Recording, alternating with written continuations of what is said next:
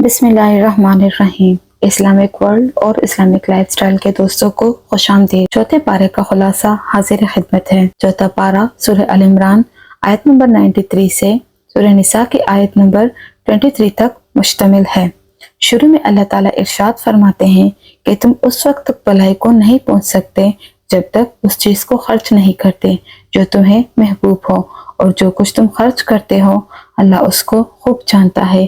اس آیت کے نزول کے بعد صحابہ کرام نے اپنے محبوب ترین مال کو بھی اللہ کے راستے میں خرچ کرنا شروع کر دیا تھا۔ صحیح بخاری اور صحیح مسلم میں ہے، انس بن مالک سے مروی ہے کہ جناب ابو طلحہ بہت مالدار صحابی تھے۔ ان کا سب سے محبوب مال پیرہا کا باغ تھا جو مسجد نبوی کے بالمقابل تھا۔ رسول کریم صلی اللہ علیہ وآلہ وسلم کبھی کبھار اس باغ میں تشریف لاتے اور اس کا میٹھا پانی پیتے۔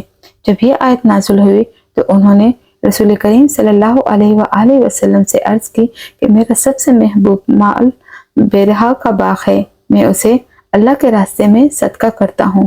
اس بارے میں اللہ تعالیٰ نے اس بات کا بھی ذکر کیا ہے کہ اللہ تعالیٰ کی عبادت کے لیے پہلا گھر مکہ مکرمہ میں تعمیر کیا گیا، اور ہر صاحب استطاعت مسلمان پر اس گھر کا حج کرنا فرض ہے، اور اللہ تعالیٰ نے یہ بھی بتلایا ہے کہ جو بھی اس گھر میں داخل ہوتا ہے اس کو امن حاصل ہو جاتا ہے۔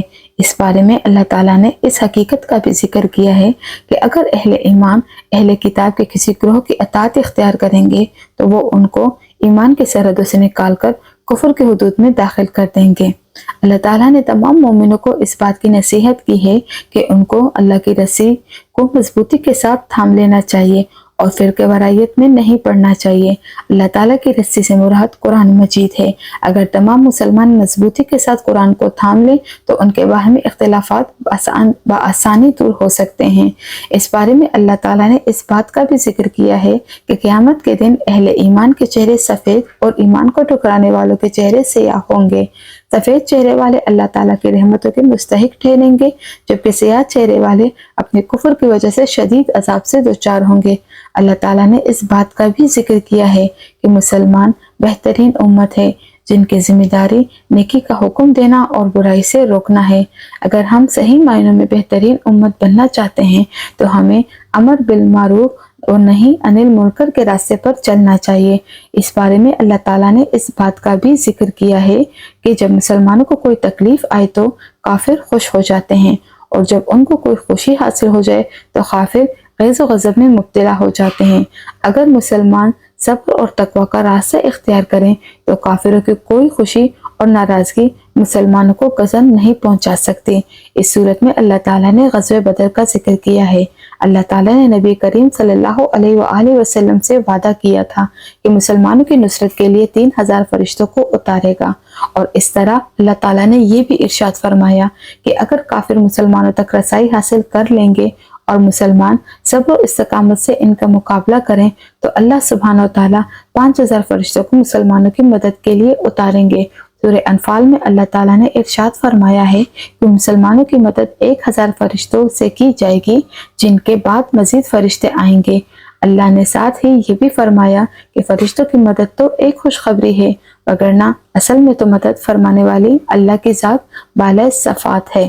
اس بارے میں اللہ تعالیٰ نے فرمایا، اے ایمان والو، سود در سود کھانے سے اجتناب کرو۔ اس بارے میں اللہ تعالیٰ نے مسلمانوں کو جنت کی طرف تیزی سے بڑھنے کی تلقین کی ہے اور کہا ہے کہ جنت کا عرض اور زمین اور آسمان کے برابر ہے۔ اس صورت میں اللہ تعالیٰ نے جتنی مومنوں کی یہ صفت بیان کی ہے، جب ان سے صغیرہ اور یا کبیرہ گناہوں کا ارتکاب ہوتا ہے تو انہیں اللہ کا خوف دامن گیر ہو جاتا ہے، اور وہ اللہ تعالیٰ سے اپنے گناہوں کی معافی مانگتے ہیں، اور اللہ کے سوا کون ہے جو گناہوں کو معاف کر سکتا ہے۔ غزوہ احد میں مسلمانوں کو کفار کے ہاتھوں بہت زیادہ نقصان اٹھانا پڑا تھا۔ اس نقصان کی وجہ سے مسلمان بہت دکھی تھے۔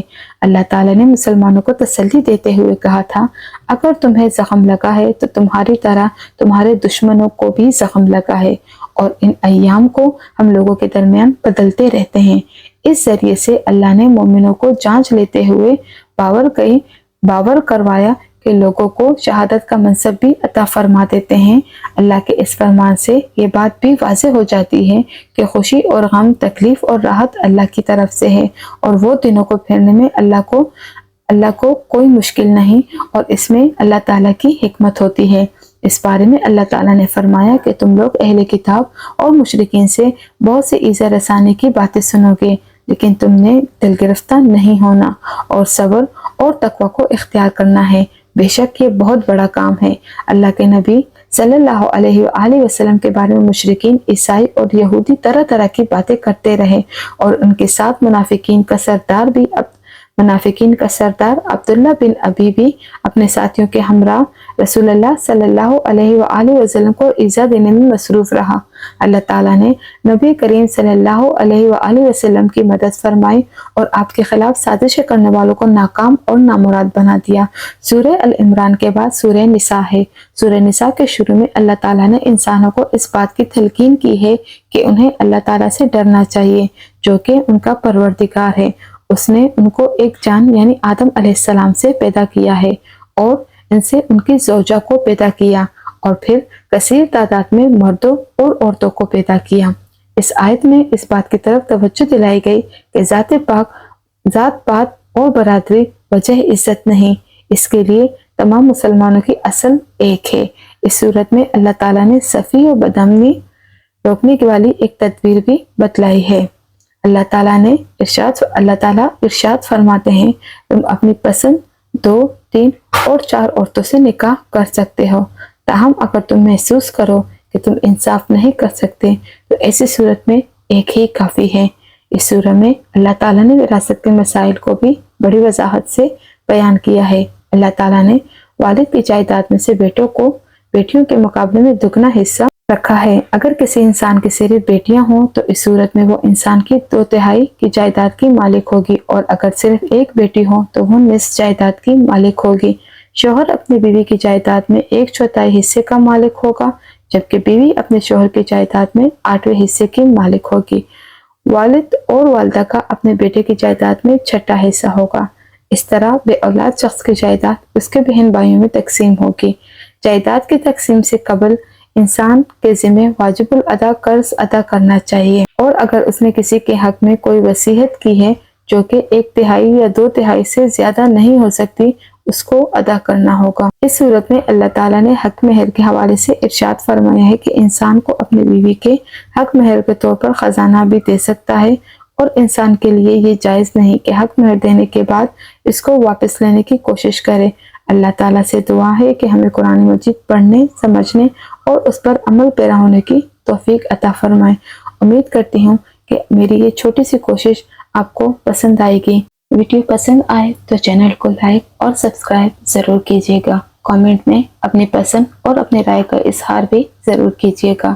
انشاءاللہ مزید بہتر ویڈیوز آپ کے لیے لانے کی کوشش کروں گی۔ السلام علیکم ورحمۃ اللہ وبرکاتہ۔